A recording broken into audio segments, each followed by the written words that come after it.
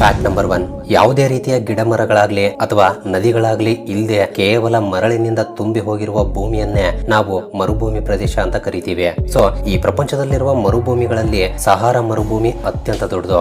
ಎಷ್ಟು ಅಂದ್ರೆ ಇದು ನಮ್ಮ ಭಾರತ ದೇಶಕ್ಕಿಂತ ದೊಡ್ಡದಾಗಿರುತ್ತೆ. ಸಾಧಾರಣವಾಗಿ ಎಲ್ಲರೂ ಕೂಡ ಮರುಭೂಮಿ ಪ್ರದೇಶಗಳಲ್ಲಿ ಮಳೆ ಬೀಳಲ್ಲ ಅಂತ ಅಂದುಕೊಳ್ತಾರೆ. ಆದ್ರೆ ಇಷ್ಟೊಂದು ಭಯಂಕರವಾಗಿರುವ ಬಿಸಿ ಮರುಭೂಮಿಯಲ್ಲೂ ಕೂಡ ಪ್ರತಿ ವರ್ಷ ಮಳೆ ಬೀಳುತ್ತೆ ಅಂಡ್ ಹಿಮ ಕೂಡ ಬೀಳುತ್ತೆ.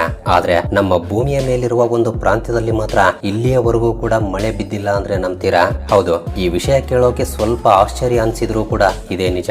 ಆ ಪ್ರಾಂತ್ಯವೇ ಚಿಲಿಯಲ್ಲಿರುವ ಅಟಕಾಮ ಮರುಭೂಮಿಯಲ್ಲಿರುವ ಕಲಾಮ ಎಂಬ ಪಟ್ಟಣ ಪ್ರಾಂತ್ಯ. ಈ ಪ್ರಾಂತ್ಯವನ್ನ ಭೂ ಪ್ರಪಂಚದಲ್ಲೇ ಮಳೆ ಬೀಳದ ಪ್ರದೇಶ ಎಂದು ಕರೀತಾ ಇರ್ತಾರೆ. ಶಾಸ್ತ್ರಜ್ಞರು ಈ ಪ್ರಾಂತ್ಯದ ಮೇಲೆ ಪ್ರಯೋಗಗಳನ್ನ ಮಾಡಿದ ನಂತರ ತಿಳಿದು ಬಂದಿರುವ ವಿಷಯ ಏನು ಅಂದ್ರೆ ಈ ಅಟಕಾಮ ಮರುಭೂಮಿ ಏರ್ಪಟ್ಟು ಸರಿಸುಮಾರು 3 ಮಿಲಿಯನ್ ವರ್ಷಗಳು ದಾಟಿದ್ರೂ ಕೂಡ ಇದರಲ್ಲಿರುವ ಈ ಕಲಾಮ ಪ್ರಾಂತ್ಯದಲ್ಲಿ ಮಾತ್ರ ಕಳೆದ 1,20,000 ವರ್ಷಗಳಿಂದ ಒಂದು ಹನಿ ನೀರಿನಷ್ಟು ಮಳೆ ಕೂಡ ಬಿದ್ದಿಲ್ಲ ಎಂದು, ಈ ಪ್ರಾಂತ್ಯದಲ್ಲಿರುವ ನದಿಗಳು ಕೂಡ ಒಣಗಿ ಹೋಗಿ ಕೆಲವು ಲಕ್ಷಾಂತರ ವರ್ಷಗಳು ಕಳೆದು ಹೋಗಿವೆ ಎಂದು, ಆಗಿನಿಂದ ಈ ಪ್ರಾಂತ್ಯದಲ್ಲಿ ಮಳೆ ಬೀಳುವ ಪರ್ಸೆಂಟೇಜ್ 0 ಎಂದು ತಿಳಿದು ಬಂದಿದೆ. ನಿಜವಾಗ್ಲೂ ತುಂಬಾ ವಿಚಿತ್ರ ಅನ್ಸುತ್ತೆ ಅಲ್ವಾ? ಹಾಗಾದ್ರೆ ನಿಮಗೊಂದು ಪ್ರಶ್ನೆ, ನಮ್ಮ ಭಾರತದಲ್ಲಿ ಅತಿ ಹೆಚ್ಚು ಮಳೆ ಬೀಳುವ ಪ್ರದೇಶ ಯಾವುದು? ಗೊತ್ತಿದ್ದವರು ಕೆಳಗಡೆ ಕಮೆಂಟ್ ಮಾಡಿ ತಿಳಿಸಿ. ಫ್ಯಾಕ್ಟ್ ನಂಬರ್ 2, ಈ ಸೆಕೆಂಡ್ ಫ್ಯಾಕ್ಟ್ ಕೂಡ ಒಂದು ಮರುಭೂಮಿಗೆ ಸಂಬಂಧಿಸಿದ ವಿಷಯವೇ. ಅದೇ ನಾವು ಲಾಸ್ಟ್ ವಿಡಿಯೋದಲ್ಲಿ ತಿಳಿದುಕೊಂಡಿರುವ ಅಂಟಾರ್ಕ್ಟಿಕಾ ಮರುಭೂಮಿ. ಇದು ಈ ಪ್ರಪಂಚದಲ್ಲೇ ಅತಿ ದೊಡ್ಡ ಮರುಭೂಮಿ. ಹಾಗಾದ್ರೆ ಇದಕ್ಕೂ ಮುಂಚೆ ಸಹಾರಾ ಮರುಭೂಮಿ ಅಂತ ಹೇಳಿದಿರಲ್ವಾ ಅಂತ ನೀವು ಕೇಳಬಹುದು. ಹೌದು, ಅದನ್ನೇ ಹೇಳ್ತೀನಿ ಕೇಳಿ. ಈ ಅಂಟಾರ್ಕ್ಟಿಕಾ 2ನೇ ಅತಿ ದೊಡ್ಡ ಖಂಡ. ಸಾಧಾರಣವಾಗಿ ಮರುಭೂಮಿ ಪ್ರದೇಶಗಳು 2 ರೀತಿಯಲ್ಲಿರುತ್ತವೆ. ಅವುಗಳಲ್ಲಿ ಒಂದು ಮರಳಿನ ಮರುಭೂಮಿ, ಇವುಗಳನ್ನ ಹಾಟ್ ಡಿಸರ್ಟ್ಸ್ ಎಂದು ಕರೀತಾರೆ. ಅಂಡ್ ಇನ್ನೊಂದು ಮಂಜಿನ ಮರುಭೂಮಿ, ಇವುಗಳನ್ನ ಕೋಲ್ಡ್ ಡಿಸರ್ಟ್ಸ್ ಎಂದು ಕರೀತಾರೆ. ಯಾವುದೇ ರೀತಿಯ ಮರಗಿಡಗಳು ನದಿಗಳು ಇಲ್ಲದೆ ಪೂರ್ತಿಯಾಗಿ ಮರಳಿನಿಂದ ತುಂಬಿ ಹೋಗಿದ್ರೆ ಅವುಗಳನ್ನ ಮರಳಿನ ಮರುಭೂಮಿ ಎಂದು ಕರೀತಾರೆ. ಈ ರೀತಿ ಅಲ್ಲದೆ ಪೂರ್ತಿಯಾಗಿ ಮಂಜಿನಿಂದ ಕವರ್ ಆಗಿದ್ರೆ ಅವುಗಳನ್ನ ಮಂಜಿನ ಮರುಭೂಮಿ ಎಂದು ಕರೀತಾರೆ. ಸೊ ಮರಳಿನ ಮರುಭೂಮಿಗಳಲ್ಲಿ ಸಹಾರಾ ಮರುಭೂಮಿ ಈ ಪ್ರಪಂಚದಲ್ಲೇ ಅತ್ಯಂತ ದೊಡ್ಡ ಮರುಭೂಮಿ. ಅದೇ ರೀತಿ ಮಂಜಿನ ಮರುಭೂಮಿಗಳಲ್ಲಿ ಈ ಅಂಟಾರ್ಕ್ಟಿಕಾ ಮರುಭೂಮಿಯೇ ಅತ್ಯಂತ ದೊಡ್ಡದು. ಹಾಗಾದ್ರೆ ಈ 2 ಪ್ರದೇಶಗಳಲ್ಲಿ ಅಥವಾ ಭೂಮಿಯ ಮೇಲಿರುವ ಎಲ್ಲಾ ಮರುಭೂಮಿಗಳಲ್ಲಿ ಅತಿ ದೊಡ್ಡ ಮರುಭೂಮಿ ಯಾವುದು ಅಂತ ಕೇಳಿದ್ರೆ ಖಂಡಿತ ಅಂಟಾರ್ಕ್ಟಿಕಾ ಮೊದಲ ಸ್ಥಾನದಲ್ಲಿರುತ್ತೆ. ಇದೊಂದು ಮಂಜಿನ ಮರುಭೂಮಿ. 2ನೇ ಸ್ಥಾನದಲ್ಲಿರೋದು ಆರ್ಕ್ಟಿಕ್, ಇದು ಕೂಡ ಒಂದು ಮಂಜಿನ ಮರುಭೂಮಿ. ಅಂಡ್ 3ನೇ ಸ್ಥಾನದಲ್ಲಿರೋದು ಸಹಾರಾ ಮರುಭೂಮಿ, ಇದು ಮರಳಿನ ಮರುಭೂಮಿ. ಸೊ ಈಗ ಅಸಲಿ ವಿಷಯಕ್ಕೆ ಬಂದ್ರೆ, ಪ್ರಸ್ತುತ ಪೂರ್ತಿ ಮಂಜಿನಿಂದ ಕೂಡಿರುವ ಈ ಅಂಟಾರ್ಕ್ಟಿಕಾ ಖಂಡ ಕೆಲವು ಮಿಲಿಯನ್ ವರ್ಷಗಳ ಹಿಂದೆ ಸೇಮ್ ನಮ್ಮ ಭಾರತ ದೇಶದಂತೆ ಕಾಡುಗಳು, ಬೆಟ್ಟಗುಡ್ಡಗಳು ಮತ್ತು ನದಿಗಳಿಂದ ಅತ್ಯಂತ ಸುಂದರವಾಗಿತ್ತಂತೆ. ಆ ಸಮಯದಲ್ಲಿ ಈ ಅಂಟಾರ್ಕ್ಟಿಕಾ ಭೂಮಧ್ಯ ರೇಖೆಗೆ ಹತ್ತಿರವೇ ಇತ್ತು. ಆ ಸಮಯದಲ್ಲಿ ಈ ಅಂಟಾರ್ಕ್ಟಿಕಾದಲ್ಲಿ ಪಕ್ಷಿಗಳು, ಪ್ರಾಣಿಗಳು ಅಂಡ್ ಡೈನೋಸರ್ಗಳು ಕೂಡ ಜೀವಿಸಿದ್ವಂತೆ. ಬಟ್ ಇದೆಲ್ಲವೂ ಕೂಡ ನಡೆದಿದ್ದು 7.1 ಕೋಟಿ ವರ್ಷಗಳ ಹಿಂದೆ. ಆದ್ರೆ ಯಾವಾಗ ಈ ಅಂಟಾರ್ಕ್ಟಿಕಾ ಭೂಮಧ್ಯ ರೇಖೆಯಿಂದ ದಕ್ಷಿಣ ಧ್ರುವದ ಕಡೆ ಮೂವ್ ಆಗಲು ಶುರುವಾಗುತ್ತೋ ಆಗಿನಿಂದ ನಿಧಾನವಾಗಿ ಒಂದು ಮಂಜಿನ ಪ್ರದೇಶವಾಗಿ ಬದಲಾಗುತ್ತಾ ಅದರಲ್ಲಿರುವ ಜೀವರಾಶಿ ನಿಧಾನವಾಗಿ ಅಳಿದು ಹೋಗ್ತಾ ಪ್ರಸ್ತುತ ಇರುವ ಒಂದು ಅತಿ ದೊಡ್ಡ ಮಂಜಿನ ಖಂಡವಾಗಿ ಬದಲಾಗಿ ಅತ್ಯಂತ ಮಿಸ್ಟೀರಿಯಸ್ ಆಗಿ ಉಳಿದು ಹೋಗಿದೆ. ಪ್ರಸ್ತುತ ಈ ಪ್ರದೇಶದಲ್ಲಿ ಬಹಳಷ್ಟು ದೇಶಗಳು ಸೇರಿ ರಿಸರ್ಚ್ ಗಳನ್ನ ಮಾಡ್ತಾ ಇವೆ. ಈ ಅಂಟಾರ್ಕ್ಟಿಕಾ ಖಂಡದ ಬಗ್ಗೆ ಇನ್ನೂ ಹೆಚ್ಚಿನ ಮಾಹಿತಿ ಬೇಕು ಅಂದ್ರೆ ಇದರ ಬಗ್ಗೆ ಆಲ್ರೆಡಿ ಫುಲ್ ಲೆಂತ್ ವಿಡಿಯೋವನ್ನ ರಿಲೀಸ್ ಮಾಡಿದ್ದೀನಿ. ಅದರ ಲಿಂಕ್ ಕೆಳಗಡೆ ಡಿಸ್ಕ್ರಿಪ್ಷನ್ ಅಲ್ಲಿ ಇರುತ್ತೆ, ಚೆಕ್ ಮಾಡ್ಕೊಳ್ಳಿ. ಫ್ಯಾಕ್ಟ್ ನಂಬರ್ 3, ಒಂದ್ಸಲ ಇಲ್ಲಿರುವ ಈ ಕಲ್ಲುಗಳನ್ನ ಚೆನ್ನಾಗಿ ಗಮನಿಸಿ. ಯಾವುದೋ ಒಂದು ಪಾರ್ಕ್ ನಲ್ಲಿ ಈ ಕಲ್ಲುಗಳನ್ನ ಸುಂದರವಾಗಿ ಕೆತ್ತಿ ಡೆಕೋರೇಷನ್ ಗೋಸ್ಕರ ಇಟ್ಟಿರುವ ಹಾಗೆ ಕಾಣಿಸ್ತಾ ಇದೆ ಅಲ್ವಾ? ಆದ್ರೆ ಇವು ಆ ಡೆಕೋರೇಷನ್ ಗೋಸ್ಕರ ಇಟ್ಟಿರುವ ಕಲ್ಲುಗಳಲ್ಲ. ಇವು ಸರಿಸುಮಾರು 2700 ವರ್ಷಗಳ ಹಿಂದೆ ತಯಾರಿಸಿದ ಕಲ್ಲುಗಳು. ಇವು ಅಮೆರಿಕಾದ ಕೋಸ್ಟರಿಕಾದಲ್ಲಿವೆ. ಇವುಗಳನ್ನ ಕೋಸ್ಟರಿಕಾ ಸ್ಟೋನ್ ಸ್ಪಿಯರ್ಸ್ ಎಂದು ಕರೀತಾರೆ. ಇವುಗಳನ್ನ ಕಂಡು ಹಿಡಿಯುವುದರ ಹಿಂದೆ ಒಂದು ಕತೆ ಕೂಡ ಇದೆ. 1930ರಲ್ಲಿ ಅಮೆರಿಕಾದ ಯುನೈಟೆಡ್ ಫ್ರೂಟ್ ಎಂಬ ಕಂಪನಿಯವರು ಬಾಳೆ ತೋಟಗಳನ್ನ ಹಾಕುವ ಸಲುವಾಗಿ ಹೊಸ ಭೂಮಿಯನ್ನ ಕಾಡಿನಲ್ಲಿ ಹುಡುಕ್ತಾ ಇರುವಾಗ ಒಂದು ಜಾಗದಲ್ಲಿ ಒಂದು ಪ್ರಾಂತ್ಯ ಇಷ್ಟವಾಗಿ ಆ ಪ್ರಾಂತ್ಯವನ್ನ ಕ್ಲೀನ್ ಮಾಡೋಕೆ ಶುರು ಮಾಡ್ತಾರೆ. ಆಗಲೇ ಅವರಿಗೆ ಇಂತಹ ಅತ್ಯಂತ ದೊಡ್ಡ ಸೈಜ್ ನಲ್ಲಿರುವ ವೃತ್ತಾಕಾರದ ಕಲ್ಲುಗಳು ಕಾಣಿಸಿಕೊಳ್ಳುತ್ತವೆ. ಇವುಗಳ ಸೈಜ್ ಬಂದ್ಬಿಟ್ಟು 7 ಅಡಿಗಳಷ್ಟು ವ್ಯಾಸವನ್ನ ಹೊಂದಿ 16 ಟನ್ನುಗಳಷ್ಟು ತೂಕವನ್ನ ಹೊಂದಿರುತ್ತವೆ. ಹಾಗಾದ್ರೆ ನಿಜಕ್ಕೂ ಈ ವೃತ್ತಾಕಾರದ ಕಲ್ಲುಗಳು ಇಲ್ಲಿಗೆ ಹೇಗೆ ಬಂದವು? ಭೂಮಿಯ ಮೇಲೆಯೇ ಇವುಗಳನ್ನ ತಯಾರಿಸಿರ್ಬೋದಾ ಅಥವಾ ಏಲಿಯನ್ಸ್ ತಂದಿರ್ಬೋದಾ ಎಂದು 10 ವರ್ಷ ವರ್ಷಗಳವರೆಗೆ ಅಮೆರಿಕನ್ ಗವರ್ಮೆಂಟ್ ಇವುಗಳ ಮೇಲೆ ಪ್ರಯೋಗಗಳನ್ನ ನಡೆಸುತ್ತೆ. ಇಂತಹ ಕಲ್ಲುಗಳು ಈ ಪ್ರಾಂತ್ಯದಲ್ಲಿ ಸರಿಸುಮಾರು 300ಕ್ಕೂ ಅಧಿಕ ಕಲ್ಲುಗಳಿವೆ. ಇವೆಲ್ಲವೂ ಕೂಡ ತುಂಬಾ ಸ್ಮೂತ್ ಆಗಿ ಕೆಲವು ವೃತ್ತಾಕಾರದಲ್ಲಿದ್ರೆ ಇನ್ನು ಕೆಲವು ಅರ್ಧ ಗೋಳಾಕಾರದಲ್ಲಿರುತ್ತವೆ. ಸೊ ಇವರ ಪ್ರಯೋಗದಲ್ಲಿ ಇವರು ಗ್ರಹಿಸಿರುವ ವಿಷಯ ಏನು ಅಂದ್ರೆ ಇವೆಲ್ಲವೂ ಕೂಡ ಕ್ರಿಸ್ತಪೂರ್ವ 200ರಿಂದ 1500ರ ಮಧ್ಯಕಾಲದಲ್ಲಿ ಆಗಿನ ಸಮಯದಲ್ಲಿರುವ ಪುರಾತನ ಪ್ರಜೆಗಳು ಕೆತ್ತಿರಬಹುದು ಎಂದು ತಿಳಿದುಕೊಳ್ತಾರೆ. ಆದ್ರೆ ಇಲ್ಲಿಯವರೆಗೂ ಕೂಡ ಇವರಿಗೆ ತಿಳಿಯದ ಇನ್ನೊಂದು ವಿಷಯ ಏನು ಅಂದ್ರೆ ಆಗಿನ ಸಮಯದಲ್ಲಿ ಇಷ್ಟು ದೊಡ್ಡ ದೊಡ್ಡ ಕಲ್ಲುಗಳನ್ನ ಹೇಗೆ ಇಷ್ಟು ಸುಂದರವಾಗಿ ಸ್ಮೂತ್ ಆಗಿ ಕೆತ್ತಿರಬಹುದು ಅಂತ. ಅದೇ ರೀತಿ ಇವುಗಳನ್ನ ಈ ರೀತಿ ಯಾಕೆ ಕೆತ್ತಿದ್ದಾರೆ ಎಂಬುದು ಇಲ್ಲಿಯವರೆಗೂ ಕೂಡ ಕಂಡುಹಿಡಿಯಲು ಸಾಧ್ಯವಾಗಿಲ್ಲ.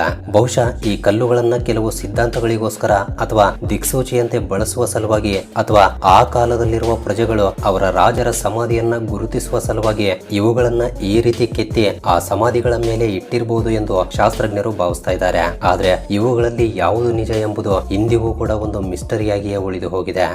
ಮುಂದಿನ ವಿಷಯಕ್ಕೆ ಹೋಗೋಕೆ ಮುಂಚೆ ಒಂದು ವೇಳೆ ನೀವು ಈ ವಿಡಿಯೋನ ಫುಲ್ ಸ್ಕ್ರೀನ್ ಅಲ್ಲಿ ನೋಡ್ತಾ ಇದ್ರೆ ನಿಮ್ಮ ಮೊಬೈಲ್ ಅನ್ನು ಸ್ವಲ್ಪ ಟಿಲ್ಟ್ ಮಾಡಿ ಕೆಳಗಡೆ ಕಾಣ್ತಾ ಇರುವ ಲೈಕ್ ಬಟನ್ ಕಲರ್ ಚೇಂಜ್ ಮಾಡಿಬಿಡಿ. ಅಂಡ್ ಸಬ್ಸ್ಕ್ರೈಬ್ ಮಾಡಿಕೊಂಡಿರುವ Vismayavani family members love you so much. And first time ಯಾರಾದರೂ ನಮ್ಮ ಚಾನಲ್ ಅನ್ನ ಈಗ ನೋಡ್ತಾ ಇದ್ರೆ ಕೆಳಗಡೆ ಕಾಣ್ತಾ ಇರುವ ರೆಡ್ ಕಲರ್ ಸಬ್ಸ್ಕ್ರೈಬ್ ಬಟನ್ ಮೇಲೆ ಕ್ಲಿಕ್ ಮಾಡಿ ಸಬ್ಸ್ಕ್ರೈಬ್ ಮಾಡಿಕೊಂಡು ಪಕ್ಕದಲ್ಲಿರುವ ಬೆಲ್ ಐಕನ್ ಅನ್ನು ಆಕ್ಟಿವೇಟ್ ಮಾಡ್ಕೊಳ್ಳಿ. ಅಂಡ್ ಬೆಲ್ ಐಕನ್ ಆನ್ ಮಾಡ್ಕೊಳ್ಳೋದು ತುಂಬಾ ಇಂಪಾರ್ಟೆಂಟ್, ಮರಿಬೇಡಿ.